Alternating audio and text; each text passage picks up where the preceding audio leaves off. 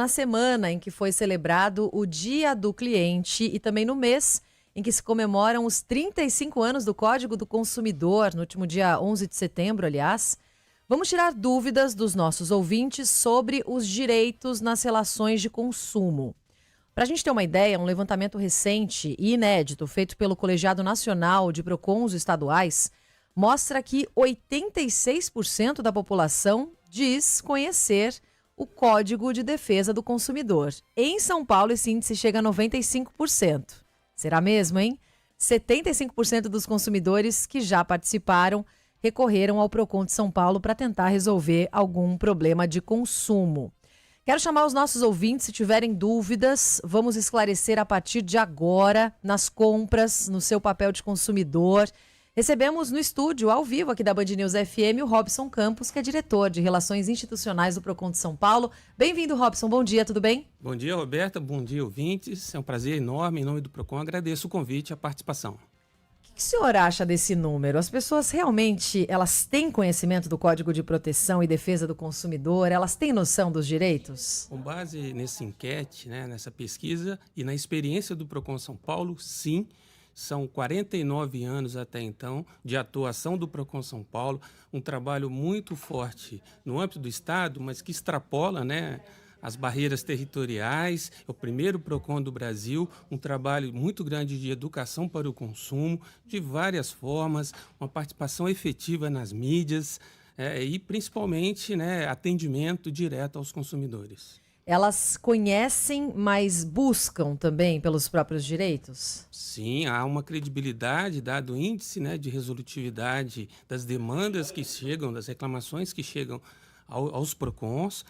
Agora, no caso de São Paulo, nós temos um acompanhamento desses indicadores e atuação no âmbito coletivo, tratar a causa raiz dos problemas, porque os problemas não aconteçam e quando acontecem, além do caso individual, a gente resolva junto aos setores, junto aos fornecedores, junto às entidades representativas. Então, é uma dinâmica que vai de uma agulha, que a gente costuma mencionar, o Procon trata diversos assuntos. E o consumo e os problemas têm um outro patamar desde o aumento das vendas pela internet, e-commerce, redes sociais e tudo mais, né, Robson? Já começam a chegar aqui algumas dúvidas, por exemplo, sobre os direitos na troca de um produto. É claro que se o produto tem um defeito, você pode fazer a troca, mas se você não gostou de um produto, é sempre permitida e obrigatória essa troca por qualquer tipo de loja? Se o fornecedor, no momento da oferta, anunciou que sim, que poderia trocar em casos que não envolve defeito do produto, essa oferta é o famoso prometeu, cumpriu. Aí ele passa a ter essa obrigação. Mas essa é uma exceção caso a informação tenha sido prestada ao consumidor para ele tomar a decisão de compra. Uhum. Ainda pensando em compra da internet, é muito comum que algumas peças cheguem com defeito. Qual que é o prazo para reclamar desse defeito, Robson? Tem padronização? Se tratando de produtos não duráveis, 30 dias. Produtos duráveis, 180 dias. Agora, a depender do tipo de defeito no produto, se ele comprometer a qualidade, a característica, a funcionalidade, esse prazo, para sanar o vício que a gente chama de 30 dias, sanar o problema, ele pode resultar troca imediata do produto. Mas o que entra em duráveis e não duráveis, Robson? Não duráveis, alimentos, por exemplo, e duráveis, por exemplo, eletroeletrônicos. Tá. A loja é obrigada a devolver o dinheiro em vez de dar o crédito? É uma opção do consumidor. Tem 3 opções: abatimento proporcional do preço, troca por outro produto ou devolução integral daquilo que ele pagou. Nos casos de defeito, que tecnicamente a gente chama de vício do produto. Mas o consumidor sempre pode escolher qual das 3 formas ele prefere? Nesses casos, é uma opção de escolha do consumidor e tem essas 3 hipóteses. A pessoa pode desistir de uma compra feita pela internet sem justificativa? Então ela já comprou, mas não quer mais. Ela tem direito de desistir? Sim. O código ele traz o direito de arrependimento, O que quer dizer isso? Independentemente do motivo, se eu comprei fora do estabelecimento comercial, eu posso sim solicitar a devolução e o cancelamento dessa compra.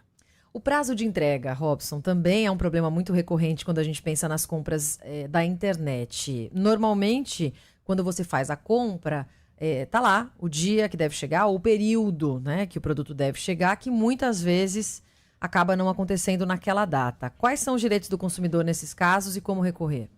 Aqui a gente fala a questão do cumprimento à oferta. Então, eu também tenho hipóteses que eu vou escolher o cumprimento forçado da obrigação, nesse caso não se aplica, mas também o cancelamento da compra é uma opção, né? Face aí que eu criei uma expectativa com base naquilo que foi informado. Eventualmente, pode ser que o produto não atinja mais a minha necessidade, o fato de ter chegado período posterior aí ao combinado. Quais são os principais erros, digamos assim, dos consumidores, no sentido de não conhecerem os direitos que estão previstos? Olha, o consumidor, né, ele é a parte mais fraca da relação de consumo. E por isso que o código é um dos melhores códigos de proteção ao consumidor do mundo. Por quê? Porque ele garante ali que a sua vulnerabilidade, a sua boa-fé seja protegida, seja garantida, né? Então, nós temos instrumentos, né, que vão dar esse amparo ao consumidor. E aí, o trabalho de educação, de conscientização e a presunção da boa-fé o exime de muitas, né, responsabilidades. Na verdade, o dever de informar, de bem informar para esses consumidores é do fornecedor, é do mercado. E, nesse sentido, o Procon São Paulo trabalha também com as entidades representativas dos setores, do varejo, né, da indústria, comércio. Para quê? Para que esses fornecedores também orientem, também pratiquem situações e práticas, ofertas, e insira nos seus contratos questões que vão esclarecer para o consumidor sem a necessidade aí de ajuda do órgão. Uhum. A Cris Mamédio mandou pergunta para cá pelo 11 999 59 100. Acho que ela estava ouvindo sobre o consumidor desistir da compra feita pela internet. Ela disse, com relação ao frete, se o consumidor se arrepende, quem vai pagar o frete da devolução? Risco da atividade, está implícito, né, na comercialização de produtos, a importância é da informação do custo desse frete, né? Mas como é um direito de arrependimento previsto no código, presume-se, né, que o frete, inclusive, vai ser, obviamente, ressarcido, né? Essa é a presunção da boa-fé do consumidor. Ele não vai ter que ter ônus para poder recompensar aí a desistência. O que dá mais problema, hein, Robson, normalmente? Olha, nós tivemos recentemente divulgação de um ranking de reclamações fundamentadas da Fundação Procon. Produtos, né? O varejo ele segue, obviamente, pela sua representatividade, pulverização de fornecedores, liderando principalmente pelas compras via e-commerce, né? Então, compras pela internet potencializa problemas com os produtos.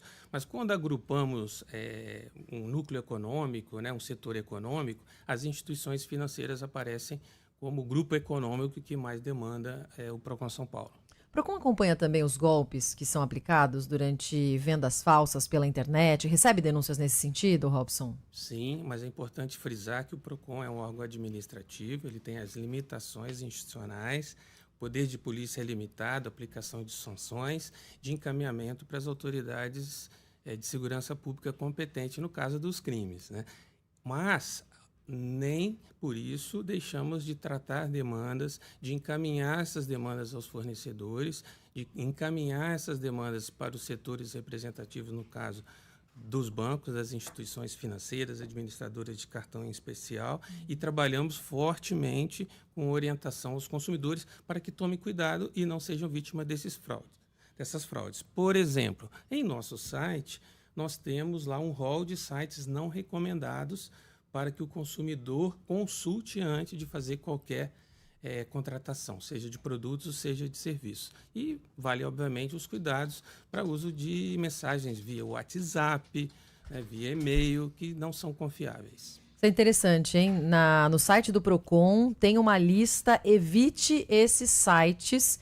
E aí tem vários sites bastante acessados, alguns inclusive bem conhecidos, aqui com a recomendação do Procon sendo feita, e aí vão sendo incluídos, enfim, de acordo com também, né, as denúncias, eu acredito, há uma atualização. É bem importante acessar também e dar uma olhadinha. Se você tiver uma dúvida, tiver inseguro de fazer uma compra, pode acessar esse link também pelo site do Procon. Por que o consumidor é tão desrespeitado por prestadores de serviço e às vezes muito ignorado? Pode sempre procurar Procon e consumidor.gov. É o Sérgio Amaral de Bragança Paulista que está perguntando. Tá brabo? O mercado ele é muito dinâmico, né? A evolução do mercado de consumo ela é constante. Se nós pegarmos aí de 90, que foi a aprovação do código até hoje, quantas inovações tecnológicas não foram implementadas? Seja meio de pagamento, seja a forma de contratação, de compra, né? A questão dos aplicativos. O órgão, né, acompanha diariamente essas inovações e atua prontamente diante de infrações e violações da legislação consumerista, né, principalmente o Código de Defesa do Consumidor. Então, assim, 24 horas, né, por dia, estamos e somos consumidores e o órgão, né, tem ciência e atua nesse sentido historicamente, né, de monitorar o mercado de consumo e tentar coibir essas práticas abusivas. Aí, para isso, a gente aplica sanções administrativas, em especial as multas, mas não necessariamente é a multa que vai mudar a postura da empresa, né? Então, por isso que é importante consultar os sites dos órgãos de defesa do consumidor, os órgãos oficiais, para ver ali o comportamento das empresas perante os consumidores, o número de reclamações. Então, é um trabalho que envolve qualquer segmento, seja público, privado, qualquer tipo de atividade econômica que envolve relação de consumo para contar atento. Ouvinte final de telefone 5070 insiste na pergunta sobre devolução. Quando o cliente se arrepende da compra e devolve o produto danificado, com quem fica o prejuízo? Aí é um caso específico, né? Tem que olhar caso a caso, de uma forma geral, que eu tinha mencionado. Tá? O produto danificado, a presunção é de boa-fé do consumidor, né? A presunção é de boa-fé. Se houve alguma constatação por parte do fornecedor que houve um manuseio equivocado, né? Uma embalagem não necessariamente correta para aquele produto, o ônus da prova sempre é do fornecedor. Porque a presunção é de que o consumidor, alegando que foi embalado adequadamente, que não houve dano, cabe aí, que é uma prerrogativa do Código, a prova por parte do fornecedor. Estamos nos aproximando aí da Black Friday, outras datas importantes. Tivemos o Dia do Cliente também, nessa semana que passou. E muitos consumidores reclamam das empresas e das lojas oferecerem falsos valores de promoção. Então, elas aumentam um pouquinho para depois ter uma redução no valor que não é verdadeiro. E aí a importância da pesquisa, da atenção para quem realmente quer comprar nessas datas. Mas o que está previsto no Procon em relação a essa, digamos, essa maquiagem de promoções? Nós realizamos várias operações antecedente ao período da Black Friday. Monitoramos e constatamos preços praticados e no período da promoção há uma nova fiscalização do mercado para exatamente identificar ou constatar essa irregularidade, essa disparidade, né, ou essa, entre aspas, maquiagem da oferta e da publicidade. Tá certo, nós conversamos aqui sobre os direitos todos do consumidor. Queria agradecer também a participação dos nossos ouvintes com Robson Campos, diretor de Relações Institucionais do Procon de São Paulo. Muito obrigada, Robson. Seja sempre bem-vindo aqui à Band News FM. Nós aqui agradecemos e estamos sempre à disposição Procon São Paulo. Obrigado. Obrigada.